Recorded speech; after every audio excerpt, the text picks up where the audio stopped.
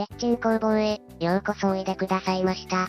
今回は更新編としてソフト993のエアータッチのボンベが空っぽになったのでガスを再充填させて復活させる動画をお届けします。このアイテムむちゃくちゃ便利なんですよね。わざわざ色ごとにペイントスプレー缶を購入しなくても絵の具とかニスとか液体であれば何でもスプレーすることができる優れものです。このアイテムをご存じない方のために構造や噴射原理を簡単に説明しておきますね。箱を開けると、ガスボンベ、赤色のスプレー本体、透明ノズル2本がパッケージされています。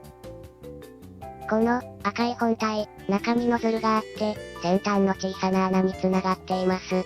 その穴のすぐ近くに、直角に小さな穴の開いた突起があります。裏側から見ると、こんな感じ。噴射原理を説明すると、ガスボンベにセットされたスプレー本体の上部を押し込むと、気化したガスが、ノズルを通って先端の小さな穴から勢いよく放出します。この時、エジェクター効果によって、直角に交わるラインの圧力が下がり、セットした緑のペンキが吸い上げられ、ガスに混じって霧状に噴霧されるというわけです。この、ガスボンベのガスって、何が使われているのか知ってますか？なんと、LP ガスが使われているんですね。内容量は 80ml。火気と高温に注意、と赤字で大きく書かれ、下の方にも、高圧ガス、LPG、としつこく表示されています。さて、今回詰め替えを試みようとしたのはこれ、100均の自転車用空気入れボンベ。注意書きを見ると、エアータッチボンベと同様に、火気と高温に注意、高圧ガス、LPG、と表示されています。もちろん、夏季現金です。100円ショップで、ついでにこれも購入しました。ガスライター専用ガスボンベ。空気入れボンベと同じ、内容量は 70ml。裏側の注意書きを見てみると、液化石油ガス、ブタン、と表示されています。可燃性ガス、火気注意。メイドインチャイナです。次、家にあるもので、使えそうなもの。共用のガスボンベ。内容量は、ミリリットルではなく、グラム表示です。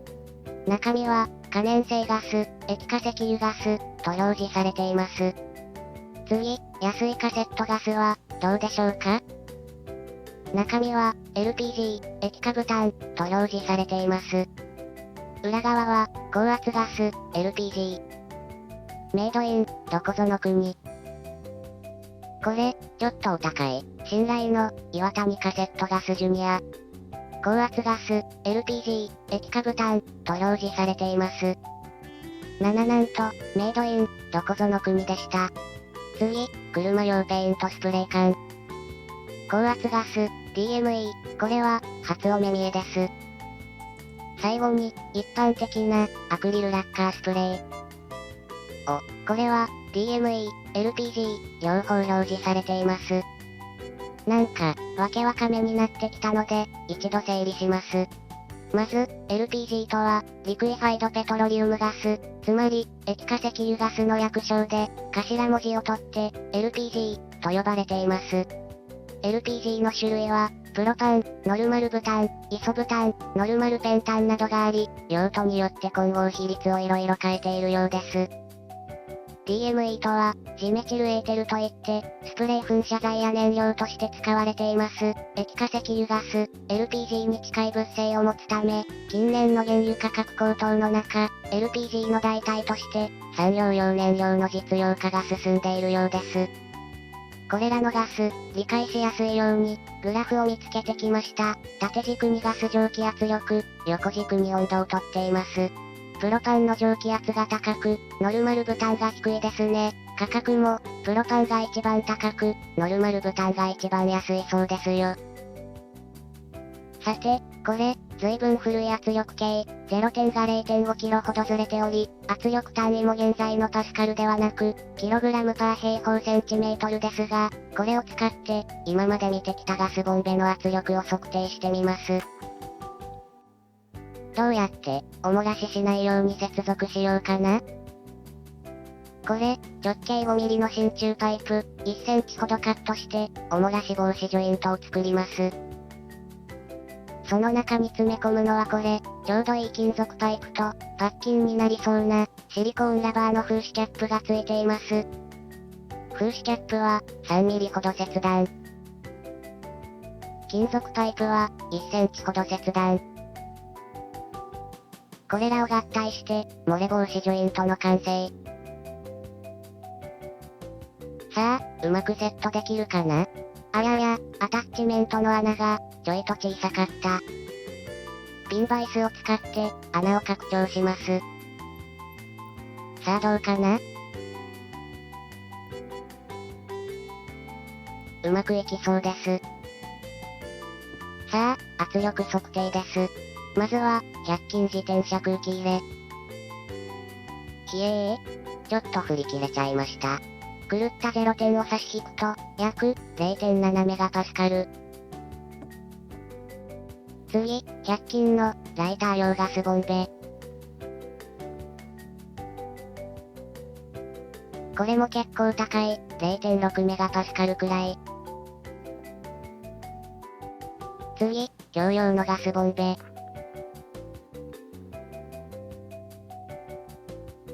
これはちょっと低くて、0.5 メガパスカルくらい。次は、1本90円くらいの、安いカセットガスボンベ。うわ、低いなこれは、0.2 メガパスカルを、ちょいと超えたくらい。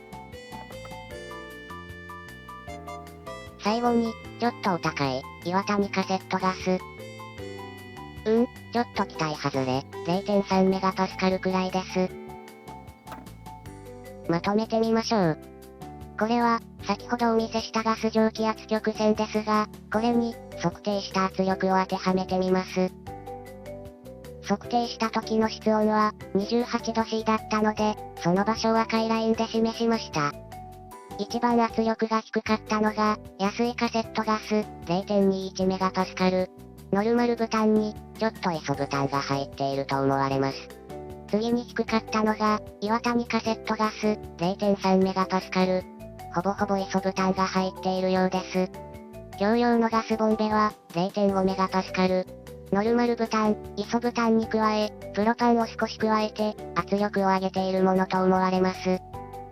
ペイントスプレー缶は、DME と表示されていたので、グラフから読み取ると、0.56 メガパスカルといったところ、LPG が混ざっているのもありましたが、おそらくコストダウンのため、ブタンやプロパンを混合して、DME の圧力に合わせ込んでいるのだと思います。ブタンを使えば、安いですからね。100均の、ライター用ガスボンベは、0.6 メガパスカル。注意書きには、液化石油ガス、ブタン、と表示されていましたが、これだけの圧力がかかっているということは、プロパンが少し混ざっていると思われます。内容量が 70ml、比重が 0.5 くらいなので、30数グラムしか入っていないところを見ると、110円は、まるでぼったくりです。最後に、100均の空気入れボンベ、0.7 メガパスカル。ライター用ガスボンベよりもさらに高圧なので、プロパンの混合比率が少し高いと思われます。さあ、いろいろ分かったところで、圧力が一番高かった、自転車の空気入れボンベのガスを、エアータッチボンベに移し替えたいと思います。注意書きの使い方を読むと、逆さまにしてガスを注入するそうです。ということは、この図のように、空気入れボンベの中は、ノズルが底の方まで伸びていると思われます。ちなみに、ライター用ガスボンベも、下に向けて使用するみたいなので、そうすることにより、空気入れは、ガスだけが放出され、ライター用は、液体だけが放出される構造になっています。ガスの移し替えって、難しいように感じますが、先ほどのグラフの通り、温度によって蒸気圧力が大きく変わるので、放出側のボンベの温度を高くし、受け入れ側のボンベを低くすれば、簡単に移動することができます。だいぶ、温まったかな？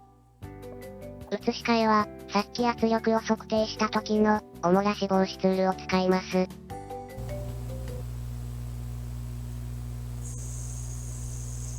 音が小さいですが、シュルシュルって音がしています。あ、大事なことを言い忘れてましたが、このようなガスボンベは使い捨てが基本で、移し替えはどのメーカーも推奨していません。もし実施される場合は、窒息や火災には十分に留意され、完全自己責任でお願いしますね。気化熱を奪って、ちぶたくなりました。こうなるともう、ガスは移動しません。あれ、あんまり移動してないですね。5g ほどか？圧力差が足りないようなので、氷水を用意しました。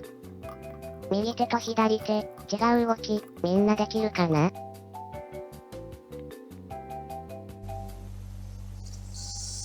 おお、すごい勢い。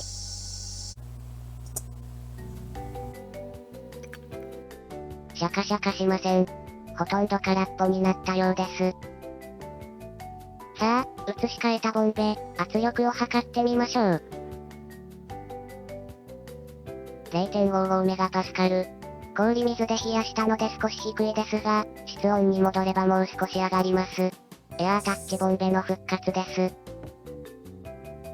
これ、100均の化粧水ボトル。この中に塗料の代わりに水を入れ、噴射テストをしてみます。ノズルを挿入して、ボトルをテープでガスボンベに固定。さあ行くよ。噴射。